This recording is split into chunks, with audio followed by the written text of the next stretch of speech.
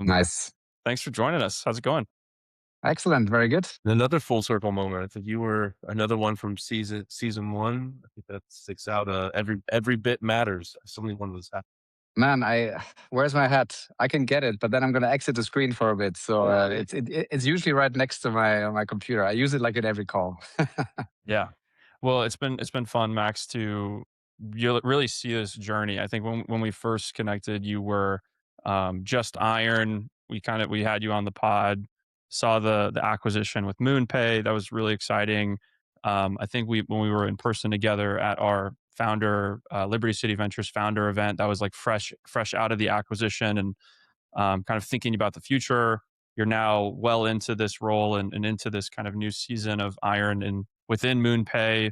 There's some exciting stuff that happened this week with Deel. Just give us the kind of high level of how things have gone post acquisition. And we can dive into this partnership specifically, but maybe we start a little bit macro with how's it been being a part of MoonPay and what's the journey been like so far? I'm adding something new from MoonPay each week into our.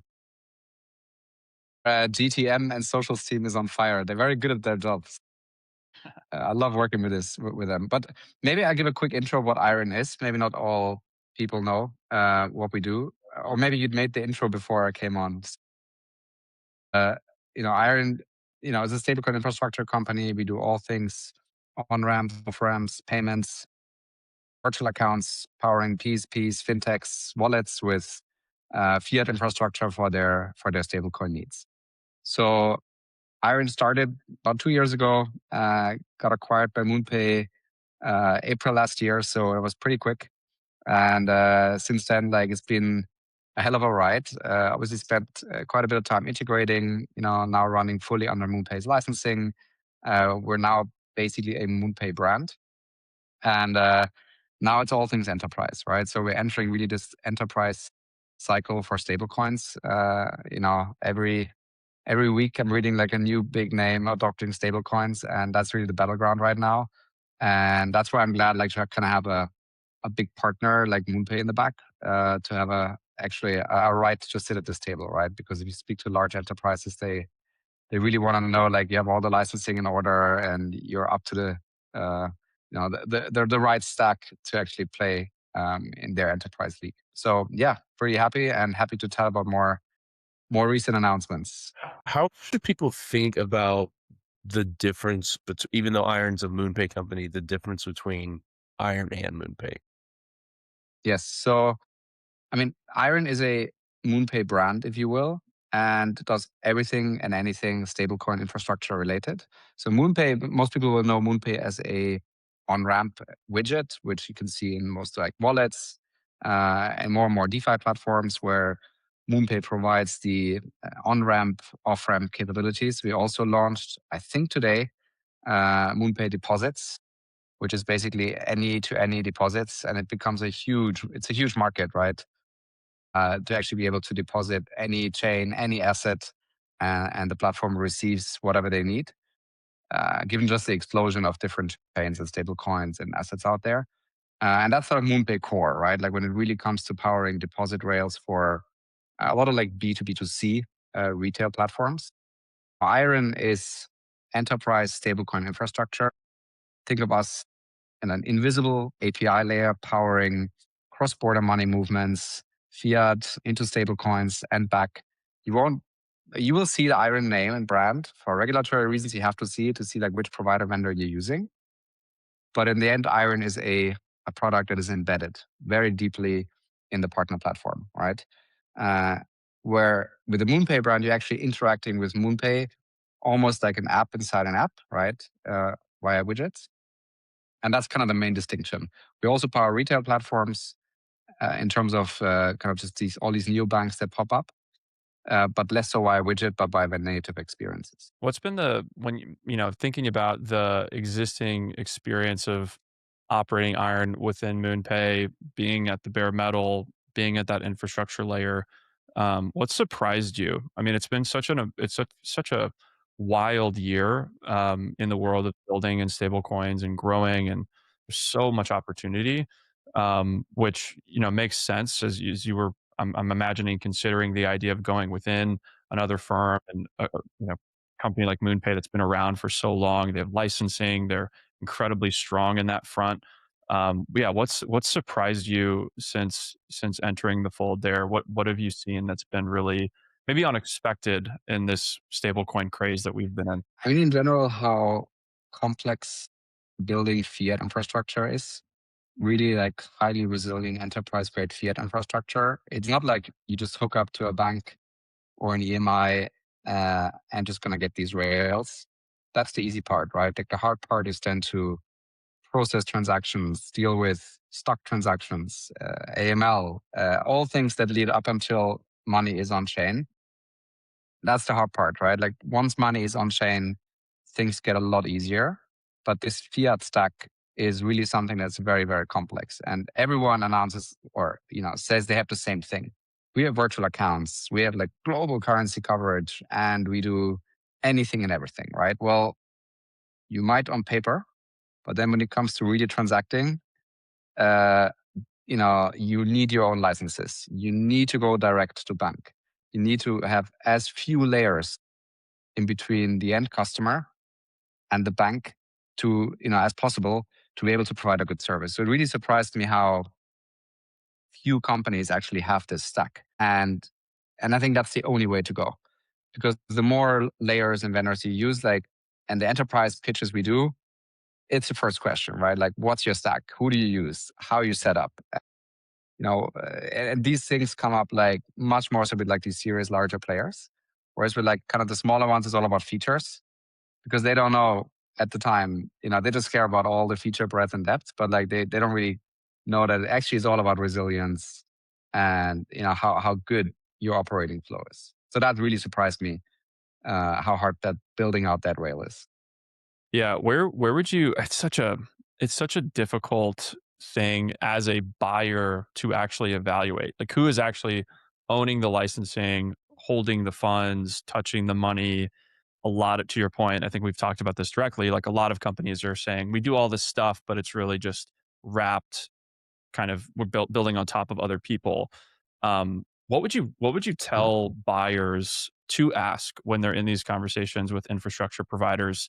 Sounds like they're asking this to you guys. Well, what would be those kind of core questions or core discovery items that you would recommend people looking into this stack to ask to make sure that Mhm. they're evaluating this stuff safely and not going with something they don't realize is actually something else wrapped? I can go for a long time here. I mean, let's take a very simple example. Do you have MTLs in the US, like money transmission licenses?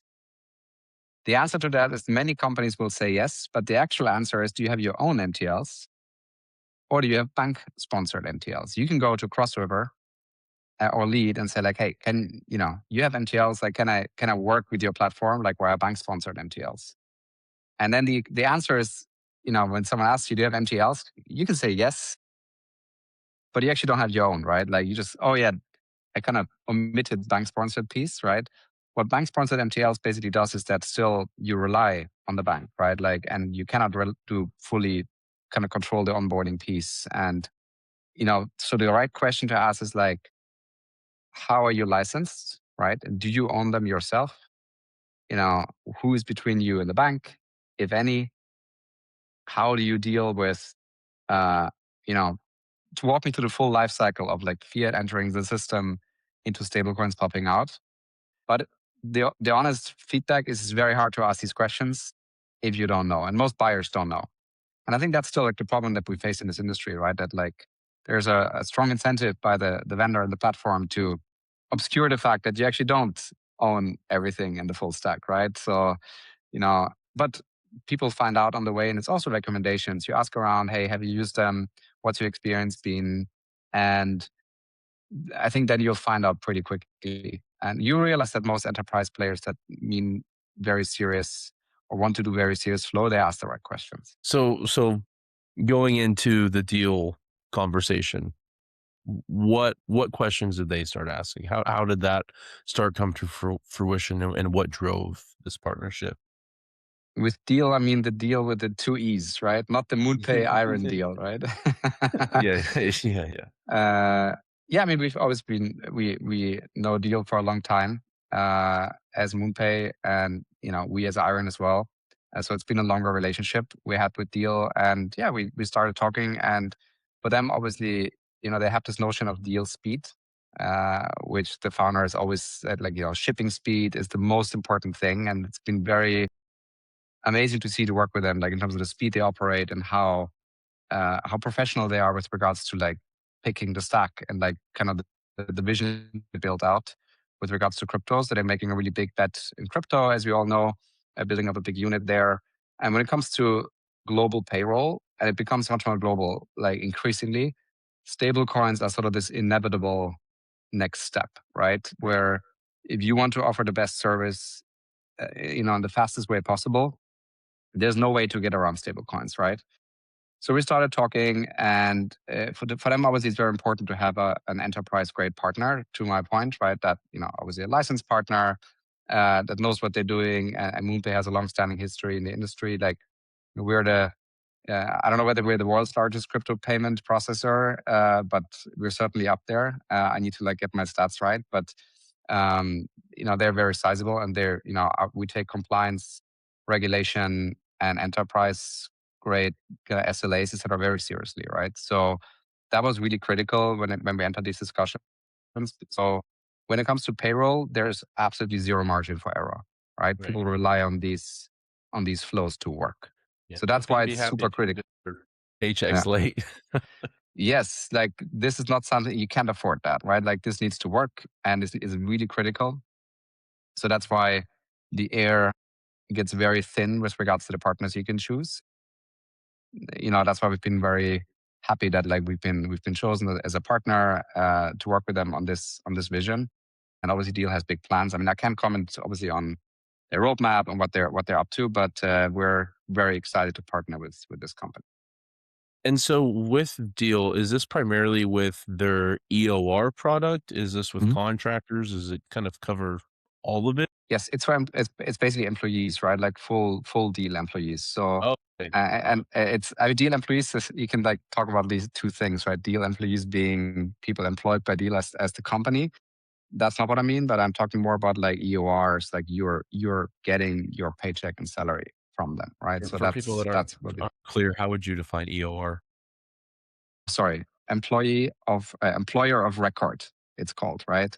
So for people who don't know how Deel works, they're basically a company that enables very simple basically hiring people across the world. If you want to hire someone in Spain and you're a US company, it's very difficult. And Deel makes that easy in the sense that they have local entities that employ these people, and they do all of the admin work, the tax and finance. And they're technically the employer of said individual, and they're processing the paychecks, etc. And that's why it's called employer of record. I'm no like expert on how it exactly works, but that's the concept behind it. And so is this mostly for their internal treasury to manage funds going through all these entities worldwide? Is this the stablecoin sandwich of using stablecoins to get to the local currencies? Or I guess what I'm trying to understand. This is I know where you're getting at. Like this is basically powering the flow from fiat on the Deel side to stable coins on the employee side, right? So this is not about an internal treasury movements. No, that's interesting. So when I mean, maybe this is more just an anecdotal question or what you've seen. What does the transition you think look like for these employees going from, you know, maybe I used to paying for all my bills in euro to now it's in stable coins? Um, do you think they're using just stablecoin cards that are converting at point of sale? Are they actually spending in stable coins? Do you think it's a mix? That's a very good question. I think uh, it's probably both, right? Where people are more and more happy to receive, part of their salary or their full salary in stablecoins, and then do something with it. Earn yield on it. And on their own terms. Like most obviously people manage their own wallets, and this is now a huge ecosystem and very easy for people to use, mainly in emerging markets, right? Where you have volatile currencies. That's where kind of stablecoins really shine. But it also kind of comes more and more into stablecoin powered neobanks. I mean, even I think in Europe now, Revolut, right, enables stablecoins, and this really opens up the use. And the more this becomes a kind of a prime, like a prime instrument where people hold their funds in, it becomes more like just a regular currency, right? Where in the end, probably won't even see stable coins under the hood. You just see a balance. And then there's, a custom stablecoin. At MoonPay, we also issue custom stablecoins. And that's like yet another topic, right? But we can talk about that as well. But I think stablecoins will kind of move to the back just to become money, like better money in the future. And obviously, paycheck is a very vital part of this. It's interesting that you brought up going and getting yield. I think that's something that Drew and I mentioned when we were covering this story briefly in the daily yield was when you do get paid in stable coins, I feel like I'm much more likely to go and say, okay, do I want to use something like Axel or Nook or, go deposit into a Camino call versus like I said, if it just kind of lands in my bank account, I'm like, just kind of leave it there. I don't want to go through the on and off ramp and go through all that hassle. Well, I think the crazy statistic is it like 86% of US retail bank accounts are non-deposit bearing or something? It's really insane. And you see this on bank balance sheets, right? That's the business model of the JP Morgans or the Chases, better said, of the world.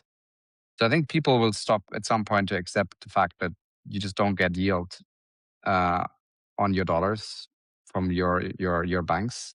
And I think that's sort of the next big battleground, like how do, where people expect to be paid, right? To hold funds, on a certain platform. What stablecoins also do is they allow you to move money very fast between platforms. I mean, I always say they're transfer agents, either between countries for cross-border, but also increasingly between platforms, right? And once you have tokenized assets, tokenized stocks, I can easily swap between my Robinhood portfolio and my Schwab portfolio in the future. Now it's very complex. I don't know in the US, but in Europe, it'll take 6 to 8 weeks to even move a broker portfolio. And that's crazy complex. I actually think this years ago at a previous employer, I had like an IRA, retirement account. And then I got an email one day that, okay, the funds are available. And even just the interface to send a wire from one bank to another to initiate that transfer. I think I eventually just gave up and I said, okay, it's at Fidelity. I'll just leave it at Fidelity because at this point yeah, you said it's a horrible user experience. You mentioned custom stable coins. I know, correct me if I'm wrong, MoonPay was issuing one of the Bitcoin stable coins. Yeah, what kind of Citria. led into to getting into that business? So, I mean, it's customer demand. Let's put it that way, right? So MoonPay is powering, a large part of like a DeFi universe with ramps, as I mentioned before. And now every platform that has a lot of users and hence also a lot of TVL, right? And we saw this like the prime one was sort of the Hyperliquid ecosystem. They had a full tender out for their stablecoin. I think it was an absurd amount of TVL, like $1 billion plus or something, right? Like where I think even the Circle stock price moved on these news, right? Because they were losing this revenue, right? Right. So and that's sort of it's an easy pitch, right? Like any app that has users and AUM, they don't want to give up the yield to someone else, like Circle or Tether. Where they say, why not just launch your own stablecoin, right? So, and we got this request over and over again. And at some point, we're in the prime position from a license perspective, from an operational perspective and we've built all the hard parts, right? Obviously, licensing the hardest part. Then the rails with Iron, another hard part, as I mentioned before. So we got all the things in place to then launch an issuance business. And that is really taking off. There's a lot of demand for this. I think interoperability layers are now so good that, and people always say, oh, won't you have all this liquidity like splintered across all these, and will that hurt user experience if you have hundreds of stablecoins? I don't think so. Because bridging and kind of universal deposit addresses becomes so good that moving funds across platforms, even though they're like in like different stablecoins, will be very seamless. So we'll see this. And I've almost always thought about it, and I've used this to talk to the people that aren't familiar with stablecoins. That in a way, if you have a Bank of America and you have a SoFi account, yes, that's the U.S. dollar, but it's almost like its own currency in a way because it's in its own siloed ecosystem. Mhm. Uh, so Yeah, that's at least how I've kind of at least thought about that paradigm. yeah, very true. I mean, they're priced the same. Also in the sort of fungibility of dollars and of euros across banks, but technically you're holding a claim on kind of the bank itself, right? And if you're above a certain insurance limit in the US FDIC, I think it's 250K, right? In Europe, I don't know exactly what it is. I think it's 100K. Then, I mean, technically, you're also like running exposure risk against the bank, right, where you hold your funds. So, absolutely, it's very interesting actually that like what actually is a euro, what is a dollar. You never hold this really. Like you have someone else. There's always a custodian for it, right? Do you work with M0 on the issuance? Yeah, Yeah, exactly. With this Luke, made me think. I think it was in season 4 of Stable Minded with Luca and Greg. They really dove into, what is money? How do you think about it? And I think at least their approach is interesting to how they're kind of solving that base liquidity interoperability issue. yeah, Luca. I mean, the team is great. Like we're working very closely with them. Building like the on-chain part here is actually quite complex. The smart contract layer of issuing stablecoins, where we said yes, we can build this in-house, but it would take a long time. It will not be as resilient as what M0 has built. I mean, they raised, I don't know, like 50 million or something just to build the smart contract and issuance layer on top. Basically, we're kind of powering, we're a issuer, right? They have obviously more partners, but we see this as a very close partnership. And it's been a really nice way to work with them. And, it's just very symbiotic what we bring and what they offer. It's Awesome. awesome. Well, Max, thank you. We got to kick you out now. Connor's been in the green room patiently waiting. Max, thank you so much for Yeah. trusting us and just coming on here. As really, this is the first of many Stable Dash lives. We can check in with you and hear what's up. Any future news, announcements, stuff that you're excited about, keep us in mind. We'd love for the show to be a really valuable extension of the awesome social media team that you guys have over there that wants to spread the news about what you guys are building and launching. So, just like you were the first season of the pod, wanted to bring you in here and just thank you for the time. It's fun to watch the journey that Thank you you have. so much for having me. Yeah. And excited to be here and to do more of these. Awesome. Thanks, Max.